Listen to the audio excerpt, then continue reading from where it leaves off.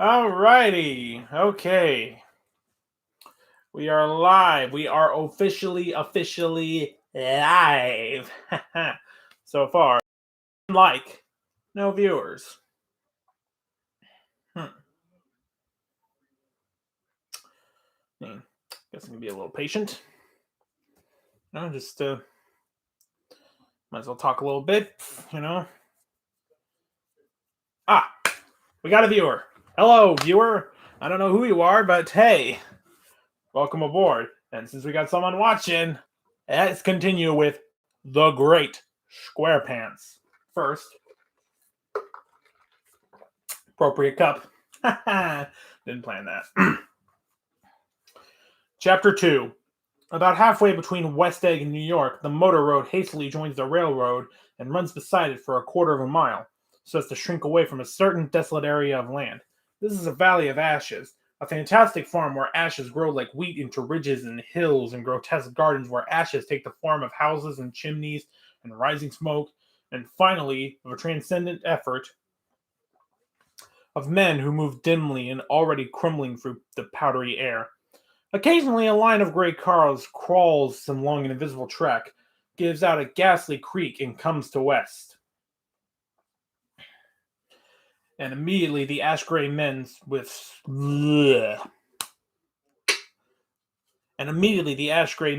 up with leaden spades and stir up an impenetrable cloud, which screens their obscure operations from your sight. But above the gray land and the spasms of bleak dust which drift endlessly over it, you perceive, after a moment, the eyes of Dr. T.J. Eckelberg. The eyes of Dr. T.J. Eckelberg are blue and gigantic. Their retinas are 1 yard high. They look out of no face, but instead from a pair of enormous yellow spectacles which pass over a non-existent nose. Evidently, some wild wig of an oculist set them there to fatten his practice in the borough of Queens, and then sank down himself into eternal blindness, or forgot them and moved away. But his eyes, dimmed a little by many paintless days under sun and rain, brood on over the solemn dumping ground. The Valley of Ashes is bounded on one side by a small foul river, and when the drawbridge is up to let barges through, the passengers on waiting trains can stare at the dismal scene for as long as half an hour. There is always a halt of at least a minute, and it was because of that I first met Lincoln Hawk's mistress. The fact that he had one was insisted upon wherever he was known. His acquaintances resented the fact that he turned up in popular restaurants with her, and, leaving her at a table, sauntered about, chatting with whomsoever he knew. Though I was curious to see her, I had no desire to meet her. But I did. I went up to New York with Lincoln on the train one afternoon, and when we stopped by the ash heaps, he jumped to his feet and, taking hold of my elbow, literally forced me from the car. "We're getting off," he insisted. "I want you to meet my girl." I think he tanked up a good deal at luncheon, and his determination had my company bordered on violence. The superstitious assumption was that on a Sunday afternoon I had nothing better to do. I followed him over a low whitewashed railroad fence, and we walked back 100 yards along the road under Dr. Eckelberg's persistent stare. The only building in sight was a small block of yellow brick, sitting on the edge of the wasteland. A sort of compact Main Street ministering to it and contiguous to absolutely nothing. One of the 3 shops it contained was for rent, and another was an all-night restaurant approached by a trail of ashes. The third was a garage. Repairs, Michael B. Redfield. Cars bought and sold, and I followed Lincoln inside. The interior was unprosperous and bare. The only car visible was the dust-covered wreck of a Ford, which crouched in a dim corner. It had occurred to me that the shadow of a garage must be a blind, and that sumptuous and romantic apartments were concealed overhead when the proprietor himself appeared in the door of an office, wiping his hands on a piece of waste. He was a blond, spiritless man, anemic and faintly handsome. When he saw us, a damp gleam of hope sprang into his bright blue eyes. "Hello, Redfield, old man," said Lincoln, slapping him jovially on the shoulder. "How's business?" "I can't complain," answered Redfield unconvincingly. "When are you going to sell me that car?" Next week. I got my man working on it now. Works pretty slow, don't he? No, he doesn't, said Lincoln coldly. Let's feel that way about it. Maybe I just better sell it somewhere else after all. I don't mean that, explained Redfield quickly. I just meant. His voice faded off, and Lincoln glanced impatiently around the garage. Then I heard footsteps on the stairs, and in a moment the thickish figure of a woman blocked out the light from the office door. She was in the middle 30s, and faintly stout, but she carried her surplus flesh sensuously as some women can. Her face, above a spotted dress of dark blue crepe de chine, contained no facet or gleam of beauty, but there was an immediately perceptible vitality about her, as if the nerves of her body were continually smoldering. She smiled slowly, and walking through her husband, as if he were a ghost, shook hands with Lincoln, looking him flush in the eye. Then she wet her lips, and without turning, spoke to her husband in a soft, coarse voice. Get some chairs, why don't you? So somebody can sit down. Ah, sure, agreed Redfield hurriedly, and went toward the little office, mingling immediately with the cement color of the walls. A white ashen dust veiled his dark suit and pale hair, as it veiled everything in the vicinity, except his wife, who moved close to Lincoln. I want to see you, said Lincoln intently. Get on the next train. All right, I'll meet you by the newsstand on the lower level. She nodded and moved away from him just as Michael Redfield emerged with 2 chairs from his office door. We waited for her down the road and out of sight. It was a few days before the 4th of July, and a gray, scrawny Italian child was sitting torpedoes in a row along the railroad track. Terrible place, isn't it? Said Lincoln, exchanging a frown with Dr. Eckelberg. Awful. It does her good to get away. Doesn't her husband object? Redfield? He thinks she goes to see her sister in New York. He's so dumb he doesn't even know he's alive. So Lincoln Hawk and his girl and I went up together to New York. We're not quite together, for Miss Redfield sat discreetly in another car. Lincoln deferred that much to the sensibilities of those East Eggers who might be on the train. She had changed her dress to a brown-figured muslin, which stretched tight over her rather wide hips, as Lincoln helped her to the platform in New York.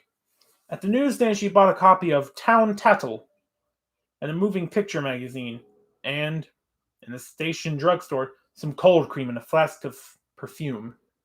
Upstairs, in the solemn, echoing drive, she let 4 taxicabs drive away before she selected a new one, lavender-colored with gray upholstery, and in this, we slid out from the mast of the station into the glowing sunshine. But immediately, she turned sharply from the window and, leaning forward, tapped on the front glass. I want to get one of those dogs, she said earnestly. I want to get one for the apartment. A nice to have. A dog. We backed up to a gray old man who bore an absurd resemblance to John D. Rockefeller. In a basket, swung from his neck, cowered in a dozen very recent puppies of an indeterminate breed. What kind are they? Asked Miss Redfield eagerly as she came to the taxi window. All kinds. What do you want, lady? I'd like to get one of those police dogs. I don't suppose you got that kind. The man peered doubtfully into the basket, plunged it in his hand, and drew one up, wriggling, by the back of his neck. That's no police dog. No, it's not exactly a police dog, said the man with disappointment in his voice. It's more of an Airedale. He passed his hand over the brown wash rag of a back. Look at that coat. Some coat. That's a dog that'll never bother you with catching cold. I think it's cute, said Miss Redfield enthusiastically. How much is it? That dog will cost you $10. He looked at it admiringly. Bleh. Sorry. A little out of it. Let's see. Still one viewer, still one like. All having fun. I hope you all are having fun. Okay. Let's continue.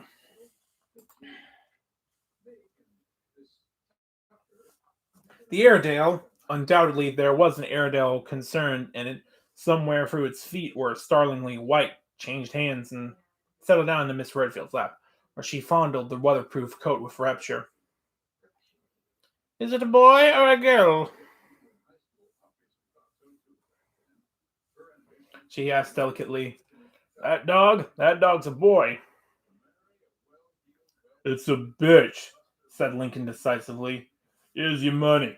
Go buy 10 more dogs with it. We drove over to Fifth Avenue, so warm and soft, almost pastoral, on the summer Sunday afternoon that I wouldn't have been surprised to see a great flock of white sheep turn in the corner. Hold on, I said. I have to leave you here. No, you don't, interposed Lincoln quickly. Claire will be hurt if you don't come up to the apartment. Won't you, Claire? Come on, she urged. I'll telephone my sister Catherine. She's said to be very beautiful by people who ought to know. Well, I'd like to, but we went on, cutting back again over the park toward the West Hundreds at 158th Street. The cab stopped at one slice in a long white cake of apartment houses. Throwing a regal homecoming glance around the neighborhood, Miss Redfield gathered up her dog and her other purchases and went haughtily in. I'm going to have the McKees come up, she announced as we rose in the elevator. And of course, I got to call up my sister, too. The apartment was on the top floor. A small living room, a small dining room, a small bedroom, and a bath. The living room was crowded to the doors with a set of tapestried furniture, entirely too large for it, so that to move about it was to stumble continuously over scenes of ladies swinging in the gardens of Versailles. The only picture was an over-enlarged photograph, apparently of a hen sitting on a blurred rock. Looked at from a distance, however, the hen resolved itself into a bonnet, and the countenance of a stout old lady beamed down into the room. Several owned copies of Town Tattle lay on the table, with a copy of Simon Called Peter and some of the small scandal magazines of Broadway. Miss Redfield was first concerned with a dog. A reluctant elevator boy went for a box full of straw and some milk, to which he added his own initiative a tin of large, hard dog biscuits, one of which decomposed apathetically in the saucer of milk all afternoon. Meanwhile, Lincoln brought out a bottle of whiskey from a locked bureau door. I have been drunk just twice in my life, and the second time was that afternoon, so everything that has happened has a dim, hazy cast over it. Although, until after 8 o'clock, the apartment was full of cheerful sun. Sitting on Lincoln's lap, Miss Redfield called up several people on the telephone. Then there were no cigarettes, and I went out to buy some at the drugstore on the corner. When I came back, they had disappeared, so I sat down discreetly in the living room and read a chapter of Simon Called Peter. Either it was terrible stuff for the whiskey-distorted things, because it didn't make any sense to me.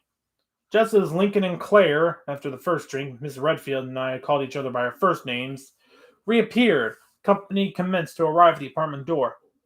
The sister, Catherine, was a slender, worldly girl of about 30 with a solid, sticky bob of red hair and a complexion powdered milky white. Her eyebrows had been plucked and then drawn on again at a more rakish angle, but the efforts of nature toward the restoration of the old alignment gave a blurred air to her face.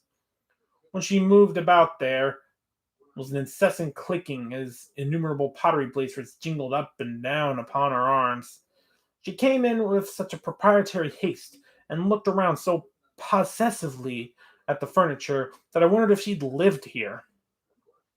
But when I asked her, she laughed immoderately, repeated my question aloud, and told me she lived with a girlfriend at a hotel.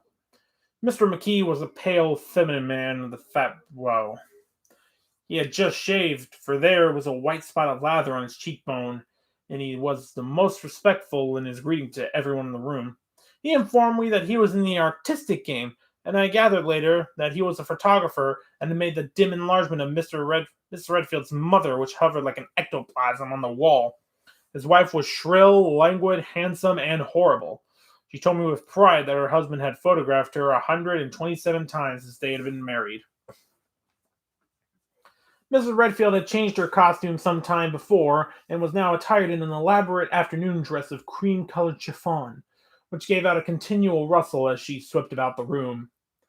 With the influence of the dress, her personality had undergone a change. The intense vitality that had been so remarkable in the garage was converted into impressive hauteur. Her laughter, her gestures, her assertions became more violently affected moment by moment, and as she expanded, the room grew smaller around her, until she seemed to be revolving on a noisy, creaking pivot through the smoky air. "My dear," she told her sister in high, mincing shout, "most of these fellows will cheat you every time. All they think of is money. I had a woman up here last week to look at my feet, and when she gave me the bill, you thought she'd have my appendicitis out." "What was the name of that woman?" asked Mrs. McKee. "Mrs. Everhart. She goes around looking at people's feet in their own homes." "I like your dress," remarked Mrs. McKee. "I think it's adorable." Miss Redfield rejected the compliment by raising her eyebrow in disdain. "It's just a crazy old thing," she said. "I just slip it on sometimes, and I don't care what I look like." "But it works wonderful on you, if you know what I mean," perused Mrs. McKee. "If Chester could only get you in that pose, I think he could make something of it." We all looked in silence as Mrs. Redfield removed a strand of hair from over her eyes and looked back at us with a brilliant smile. Mr. McKee regarded her intently with his head on one side, and then moved his hand back and forth slowly in front of his face. "I should change the light," he said after a moment. "I'd like to bring out all the modeling of the features, and I'll try to hold all the back hair." "I wouldn't think of changing the light," cried Miss McKee. "I think it's—" Her husband said, "Shh!" and we all looked at the subject again, whereupon Lincoln Hawk yawned audibly and got to his feet. "You McKees has something to drink," he said. "Get some more ice and mineral water, Claire, before everybody goes to sleep." "I told that boy about the ice." Claire raised her eyebrows and spread the shiftlessness of the lower orders. "These people, you have to keep after them all the time." She looked at me and laughed pointlessly. Then she flounced over to the dog, kissed it with ecstasy, and swept into the kitchen, implying that a dozen chefs had awaited her orders over there. "I've done some nice things out on Long Island," asserted Mr. McKee. Lincoln looked at him blankly. "Two of them we have framed downstairs." "Two what?" demanded Lincoln. "Two studies. One of them I call Montauk Point, the Gulls, and the other I call Montauk Point, the Sea." The sister, Catherine, sat down behind me on the couch. "Do you live down on Long Island too?" she inquired. "I live at West Egg." "Really? I was down there at a party about a month ago, and a man named SQUAREPANTS. Do you know him?" "I live next door to him." "Well, they say he's a nephew or cousin of Kaiser Wilhelm's. That's where all his money comes from." "Really?" She nodded. "I'm scared of him. I'd hate to have him get anything on me." This absorbing information about my neighbor was interrupted by Mrs. McKee's pointing suddenly at Catherine. "Chester, I think you could do something with her," she broke out, but Mr. McKee only nodded in a bored way and turned his attention to Lincoln. "I'd like to do more work on Long Island if I could get the entry. All I ask is they should give me a start." "Ask Claire," said Lincoln, breaking into a short shout of laughter as Miss Redfield entered with a tray. "She'll give you a letter of introduction, won't you, Claire?" "Do what?" You'll give McKee a letter of introduction to your island so he can do some studies of him." "Sorry, husband."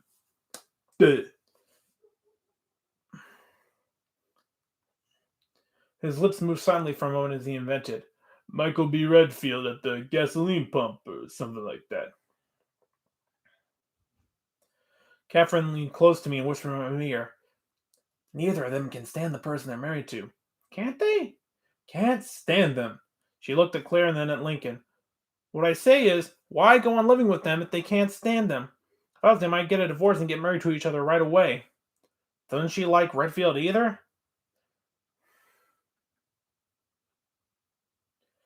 The answer to this question was unexpected.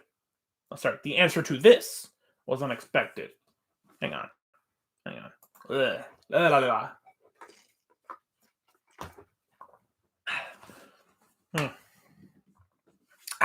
There we go. The answer to this was unexpected. It came from Claire, who had overheard the question, and it was violent and obscene. "You see?" cried Catherine triumphantly. "It's really his wife that's keeping them apart. She's a Catholic, and they don't believe in divorce. Alice was not a Catholic, and I was a little shocked at the elaborateness of the lie. When they do get married, continued Catherine, they're going west to live for a while until it blows over. It'd be more discreet to go to Europe. Oh, you like Europe? I just got back from Monte Carlo. Really? Just last year. Went over there with another girl. Stay long? No, we just went to Monte Carlo and back. We went by way of Marseilles. We had over $1,200 when we started, but we got gypped out of all of it in 2 days in the private rooms. We had an awful town getting back, I can tell you. God, how I hated that town. The late afternoon sky bloomed in the window for a moment, like the blue honey of the Mediterranean, and the shrill voice of Mrs. McGee called me back into the room. I almost made a mistake too, she declared vigorously. I almost married a little kike. Oh God, I hope that's not a racial thing. Who had been after me for years. I knew he was below me. Everyone kept saying to me, Lucille, that man's way below you. But if I hadn't met Chester, he'd have got me, sure. Yes, but listen, said Clara Redfield, nodding her head up and down. At least you didn't marry him. I know I didn't. Well, I married him, said Claire ambiguously. And that's the difference between your case and mine. Why did you, Claire? Demanded Catherine. Nobody forced you to. Claire considered. I married him because I thought he was a gentleman, she said, finally. I thought he knew something about breeding, but he wasn't fit to lick my shoe. You were crazy about him for a while, said Catherine. Crazy about him? Cried Claire incredulously. Who said I was crazy about him? I was never any more crazy about him than I was about that man there. She pointed suddenly at me, and everyone looked at me accusingly. I tried to show by my expression that I had played no part in her past. The only crazy I was when I married him. I knew right away I made a mistake. He borrowed somebody's best suit to get married in and never even told me about it. And the man came after it one day when he was out. She looked at me. She looked around to see who was listening. Oh, is that your suit? I said, this is the first I ever heard about it. But I gave it to him, and then I lay down and cried to beat the band all afternoon. She really ought to get away from him, resumed Catherine to me. They've been living over that garage for 11 years, and Lincoln's the first sweetie she's ever had. The bottle of whiskey, a second one, was now in constant demand by all present, expecting Catherine, who felt just as good on nothing at all. Lincoln rang for the janitor and sent him for some celebrated sandwiches, which were a complete supper in themselves. I wanted to get out and walk eastward toward the park through the soft twilight, but each time I tried to go, I became entangled in some wild, strident argument which pulled me back, as if with ropes, into my chair. Yet high over the city, our line of yellow windows must have contributed their share of human secrecy to the casual weather in the darkening streets. And I was him too, looking up and wondering.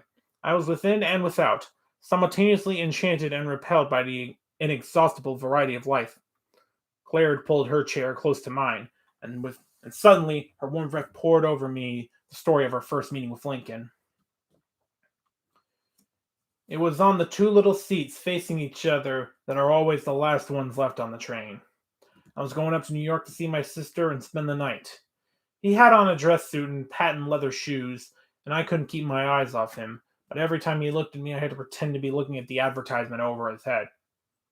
When we came into the station, he was next to me, and his white shirt front pressed against my arm. And so I told him I'd have to call a policeman, but he knew I lied. I was so excited that when I got into a taxi with him, I didn't hardly know I wasn't getting into a subway train. All I kept thinking about over and over was, you can't live forever. You can't live forever. She turned to Mrs. McKee, and the room rang full of her artificial laughter. My dear, she cried, I'm going to give you this dress as soon as I'm through with it. I've got to get another one tomorrow. I've got to make a list for all the things I've got to get. A massage, and a wave, and a collar for the dog, and one of those cute little ashtrays where you touch a spring and the wreath of a black silk bow for Mother's grave that'll last all summer. I got to write down a list so I won't forget all the things I got to do. It was 9 o'clock. Almost immediately afterward, I looked at my watch and found it was 10. Mr. McKee was asleep on a chair with his fists clenched in his lap, like a photograph of a man in action. Taking out my handkerchief, I wiped from his cheek all the remains of the spot of dried lather that had worried me all the afternoon. The little dog was sitting on the table, looking with blind eyes through the smoke, and from time to time groaning faintly. People disappeared, reappeared, made plans to go somewhere, and then lost each other, searched for each other, found each other a few feet away. Sometime toward midnight, Lincoln Hawk and Miss Redfield stood face to face discussing in impassioned voices whether Mrs. Redfield had any right to mention Alice's name. "Alice, Alice, Alice!" shouted Miss Redfield. "I'll say whatever I want to. Alice, die!"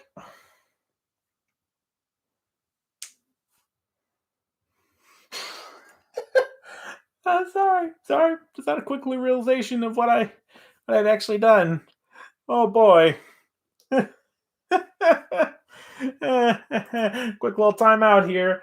So yeah, I replaced one of the. As you can recall, last time I blabbered off some of the characters that I'd replaced in The Great Gatsby.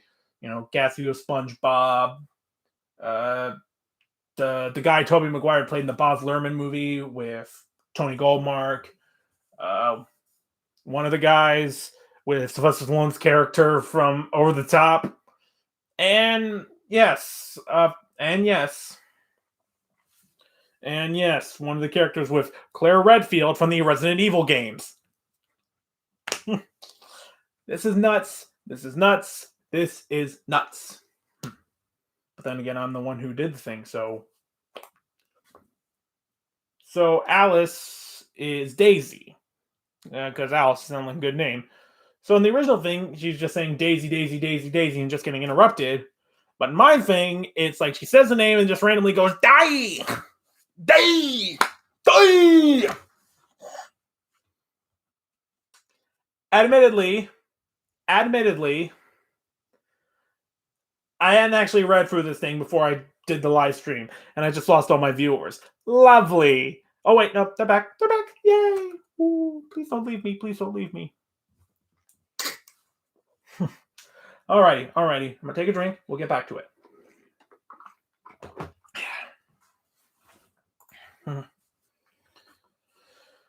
Making a short, deft movement, Lincoln Hawk broke her nose with his open hand. There were bloody towels upon the bathroom floor, and women's voices scolding, and higher over the confusion, a long, broken wail of pain. Mr. McKee awoke from his doze and started in a daze toward the door. When he had gone halfway, he turned around and stared at the scene.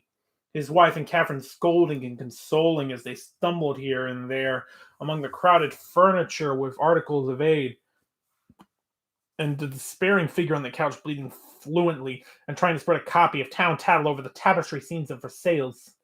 Then Mr. McKee turned and continued on out the door. Taking my hat from the chandelier, I followed. "Come to lunch someday," he suggested as we rode down the elevator. "Where?" "Anywhere." "Keep your hands off the lever," snapped the elevator boy. "I beg your pardon," said Mr. McKee with dignity. "I didn't know I was touching it." "All right," I agreed. "I'd be glad to." I was standing beside his bed, and he was sitting up between the sheets, clad in his underwear, with a great portfolio in his hand. Beauty and the Beast, Loneliness, Old Grocery Horse, Brooklyn Bridge. Then I was lying half asleep in the cold lower level of the Pennsylvania station, staring at the Morning Tribune and waiting for the 4 o'clock train. And that was Chapter 2 of The Great SQUAREPANTS.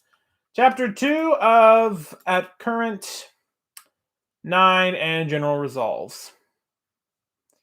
So we got at least 2, 3, 4, 5, 6, 7 more of these. 7, 8 more of these to go. Perhaps more. But like last time, I had fun. I'm sorry I had to keep delaying this, but you know how this stuff goes. Okay. Alrighty, I hope all y'all enjoy the rest of your night. If you're watching this live, if you're watching this back later, thank you for watching, and I don't really know how to end this, so yeah. See y'all next time for Chapter 3.